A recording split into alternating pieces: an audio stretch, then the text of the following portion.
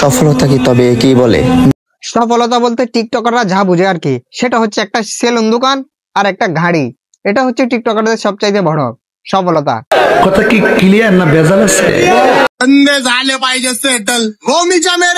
ভাইটি মনে হয় সব টাকা গাড়ির পেছনে খরচ করে ফেলেছে।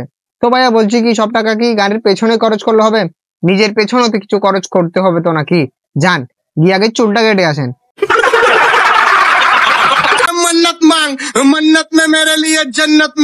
এই ছাত্রীটা একটা গাড়ি নিয়ে ফেললো টিকটক করতে করতে। এই জন্য আজকের পর থেকে আর ভিডিও বানাবো না, কালকে থেকে আমি টিকটক ভিডিও বানাবো। আপনারা সবাই আমাকে সাপোর্ট করবেন, আর ওই সাপোর্টের পাওয়ারে আমি একটা গাড়ি কিনবো, আর তারপর আমি একটা টিকটক বানাবো গাড়ি নিয়ে। Sorry sorry sorry sorry sorry.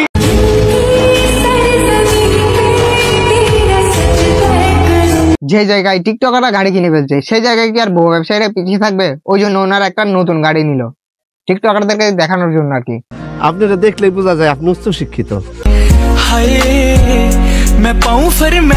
বেশি কিছু না, নতুন গাড়িতে ওই জন্য দুজন মিলে একটা ভিডিও বানাচ্ছে আর কি। এটা হাস্যকর, হাস্যকর এই দেশের জনগণের জন্য হাস্যকর। Sister, what is the name of this car?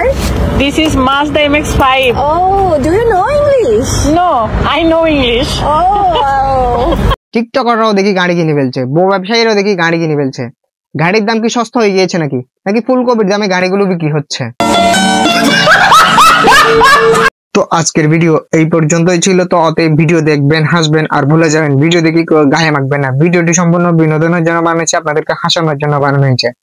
তো অতএব ভিডিওটিকে একটি লাইক, একটি কমেন্ট, একটি শেয়ার করে দিবেন। এবং ভিডিওটি যদি আপনারা যদি ফেসবুক পেজ থেকে দেখেন তাহলে অবশ্যই পেজটিকে ফলো দিবেন। এবং ভিডিওটি আপনারা যদি ইউটিউব থেকে দেখেন অবশ্যই চ্যানেলটিকে সাবস্ক্রাইব করবেন।